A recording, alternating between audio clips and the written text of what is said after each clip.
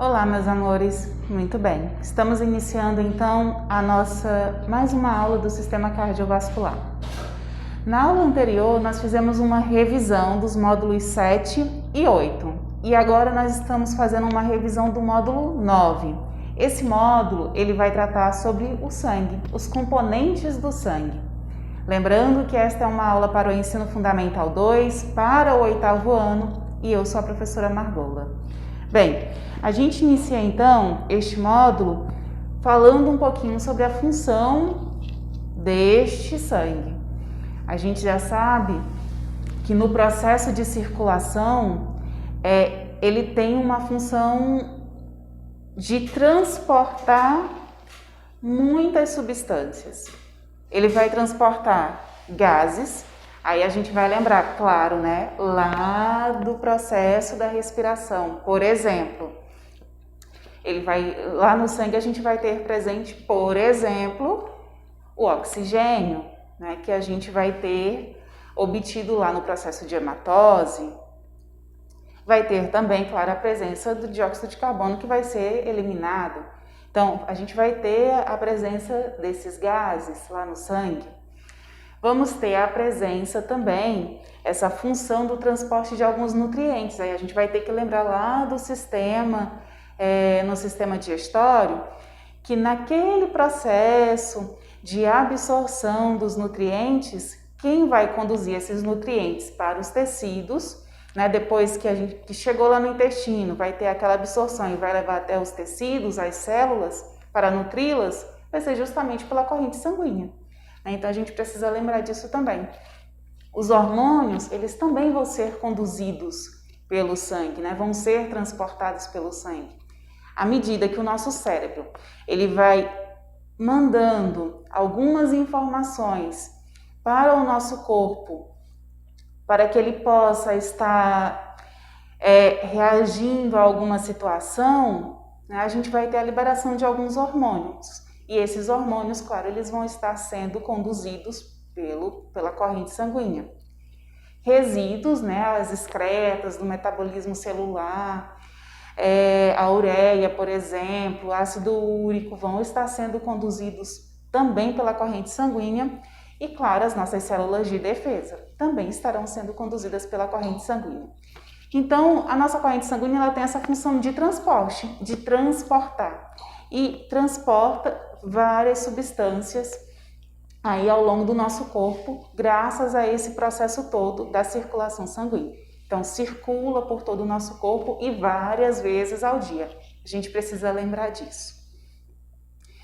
E aqui nós vamos organizar então um mapa mental. Lembra que na revisão anterior nós fizemos um mapa mental e agora nesta aula nós vamos fazer da mesma forma, tá?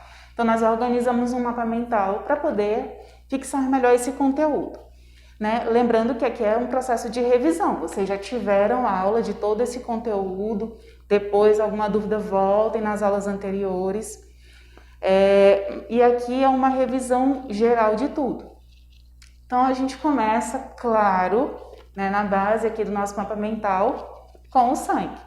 Vejam que o sangue ele tem essa coloração vermelha, né? Isso é muito importante, a gente vai visualizar lá na frente que essa coloração vermelha ela se dá por conta de um dos nossos elementos figurados, né? Uma das células das partes sólidas presentes nesse sangue. E a gente pode dizer que, é claro, quando a gente pega esse sangue, né, desta forma aqui como a gente encontra, vermelhinho, lindo, maravilhoso, se a gente pegar e colocar em uma centrífuga, rotacionar, ele vai ficar dessa forma aqui. Ele foi colocado dentro de tubos, foi rotacionado e a gente vai ter uma separação das partes constituintes desse sangue. Aqui nós temos uma mistura heterogênea, né? Então, foi separada o que seria a nossa parte líquida da parte sólida, né? Então, a nossa parte líquida dos elementos figurados, que seriam a nossa parte sólida. Então, aqui a gente tem o plasma sanguíneo, que tem essa coloração amarelada, que é a nossa parte líquida. E aqui, nos elementos figurados, que seria a nossa parte sólida, nós vamos ter as hemácias, que são os eritrócitos, nós vamos ter os leucócitos, que são os nossos glóbulos brancos, as plaquetas, né? Então a gente vai ter aqui vários constituintes. Aqui nessa parte vermelha nós vamos ter as hemácias em si, e bem aqui a gente vai ter a presença, né, entre um e outro desses leucócitos das plaquetas, tá?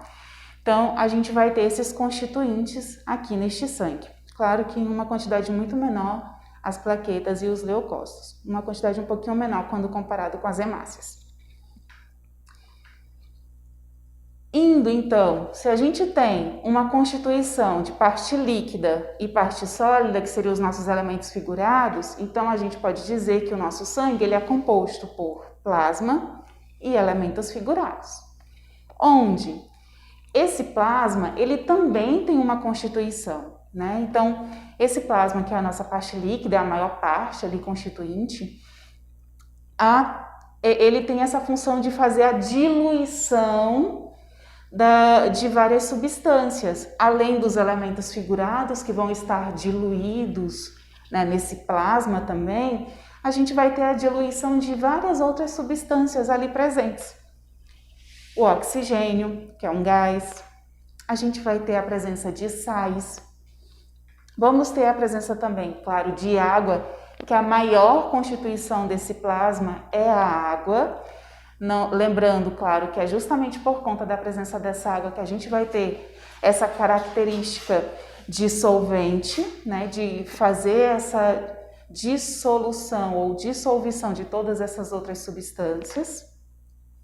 A presença das excretas, e aí a gente vai lembrar lá daqueles resíduos que vão ser depois eliminados pelo nosso organismo, e claro, a presença de algumas proteínas também, que vão estar aqui presentes nesse plasma. E os nossos elementos figurados, eles também têm uma constituição, né? Eles vão ser constituídos aqui pelos eritrócitos, que são as nossas hemácias, e é justamente graças a essas hemácias, por conta dessa coloração vermelha linda, maravilhosa, que a gente vai ter essa coloração vermelha aqui no sangue, né? Então, é justamente este elemento figurado que está em maior constituição aqui também diluído, né, no plasma, que vai dar essa coloração vermelha. Vejam que a gente tem, então, essas hemácias, elas são anucleadas, elas não têm um núcleo, né? E elas são redondinhas, achatadas, né? Então, essas são características também das hemácias. Além das hemácias, nós vamos ter os leucócitos, os nossos glóbulos brancos.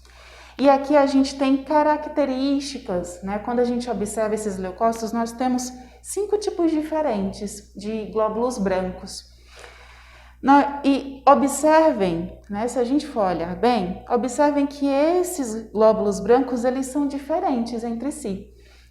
Nós vamos ter um do tipo que é basófilo, que nós chamamos de basófilo. Por quê? Se vocês olharem o núcleo presente aqui nesse basófilo, ele é irregular, é um único núcleo, mas ele é irregular. Ele pode ter várias formas diferentes, ele não tem uma única forma, né? Ele não vai ser redondinho, ele pode estar um pouquinho mais avantajado de um lado do que do outro, né? Então vai ter formas irregulares. O eosinófilo, ele já vai ser bilobado, né? Vocês conseguem observar que ele tem 2 lobos, tá? Então ele é bilobado. Enquanto que o neutrófilo, ele é trilobado, tem 3 lobos. Então, eles são bem diferentes. Quando vocês conseguem olhar para esses 3 aqui, basófilo, eosinófilo e o neutrófilo, vocês conseguem diferenciá-los pelo núcleo, tá? Um vai ter o núcleo irregular, o eosinófilo vai ter o núcleo bilobado e o neutrófilo vai ter esse núcleo trilobado.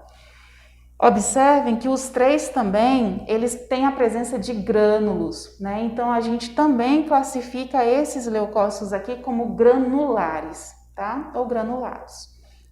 E nós vamos ter esses outros 2 aqui, que são os monócitos e os linfócitos, classificados como agranulares ou agranulados, porque a gente não vai ter a presença de grânulos. E os núcleos também, eles são diferentes. Enquanto os linfócitos, eles têm esses núcleos redondinhos, o monócito, ele tem esse núcleo com uma pequena deformaçãozinha aqui, que lembra um pouquinho Um rim, um grão de feijão, tá? Ou um rim, ele tem uma deformaçãozinha aqui, tá? Apenas uma pequena curvatura, então que acaba lembrando esse rim, então ele acaba tendo esse formato riniforme. Então esse monócito aqui, esse núcleo, ele é diferente do linfócito, tá? Então quando a gente observa esses dois leucócitos, o monócito e o linfócito, a gente observa que eles não têm a presença de grânulos, mas a gente consegue diferenciá-los por conta do núcleo, que é diferente, tá bom? Então, a gente tem essas características. E, claro, os nossos glóbulos brancos, eles fazem parte do nosso sistema imunológico. Então, eles compõem o nosso sistema imunológico, ou seja, eles vão proteger o nosso corpo. Eles fazem parte do nosso sistema de defesa do nosso organismo. Tá? Então, super importante conhecer estas células lindas. Então, a gente tem aqui os nossos leucócitos, lembrando que são os nossos glóbulos brancos. E nós vamos ter também as plaquetas. As plaquetas, elas não são necessariamente uma célula.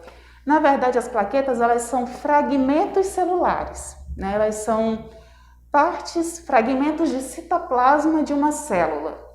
Tá? E aqui a gente tem uma imagem, né, então dessas plaquetas, e essas plaquetas, claro, elas vão ter uma atuação fundamental aí no nosso organismo, lá no processo de coagulação sanguínea.